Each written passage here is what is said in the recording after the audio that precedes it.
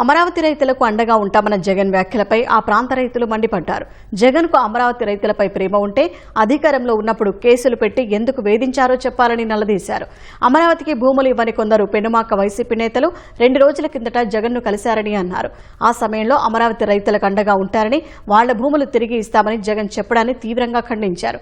తమపై నిజంగా ప్రేమ ఉంటే శాసనసభకు వెళ్లి రైతుల సమస్యలపై మాట్లాడాలన్నారు.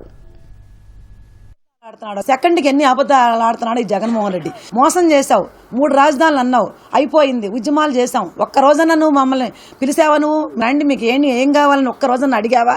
అడగపోగా ఈరోజు ఈ అమరావతి ప్రాంతం అభివృద్ధి చెందుతుంటే దాన్ని నువ్వు చూడలేక అమరావతి వాళ్ళు కూడా నా వైపే ఉన్నారని చూపించడం కోసం 27 మందిని పిలిపించుకొని నువ్వు వాళ్ళని వాళ్ళకి అండగా ఉంటా అన్నావు.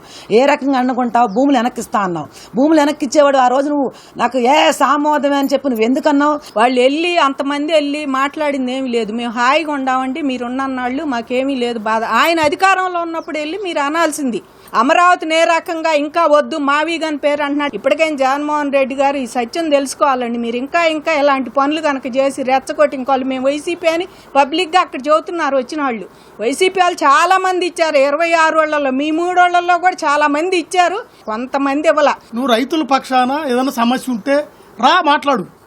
మా తరపు నుంచి రా, రైతుల తరపు నుంచి ఇదిగో రైతుకి ఎందుకు చేయవు అని అడుగు నువ్వు అధికార పక్షాన్ని. అంతేగాని నీ ఇష్టం వచ్చినట్టు ఏదో మాట్లాడితే సరిపోదు. నువ్వు 5 సంవత్సరాల అధికారంలో ఉన్నప్పుడు ఈ రైతుల్ని ఎంత ఇబ్బందులు పెట్టావో, ఎన్ని కేసులు పెట్టావో, ఎంత ఇబ్బందులు పడ్డావో మాకు తెలుసు. ఇవాళ నువ్వు 10 మంది వస్తే నువ్వు పరిష్కరించేదేముంది? నువ్వు పరిష్కారం చేసేవాడివి. మేము ఇన్ని రోజులు రోడ్డు మీద కూర్చున్నప్పుడు కనీసం మీ సమస్య ఏంటి, ఇబ్బంది ఏంటి అని ఒక్కరోజు కూడా మమ్మల్ని అడగల. నువ్వు మాట్లాడేది చాలా తప్పు. అతను చెప్పేవన్నీ అబద్ధాలే. దయచేసి అసలు ఆయన ట్రాప్లో ఎవరో పడొద్దు. కొంతమంది చదువు రాని వాళ్ళు ఏదో 2000, 3000 పథకాలు కాసిపడేవాళ్ళు ఆయన మాట వింటమే తప్ప అంతకంటే ఎక్కువ పథకాలు ఇస్తున్నారు. చంద్రబాబు నాయుడు గారిని నెత్తి మీద పెట్టుకొని ఊరేగిస్తున్నారు ఈ రోజున.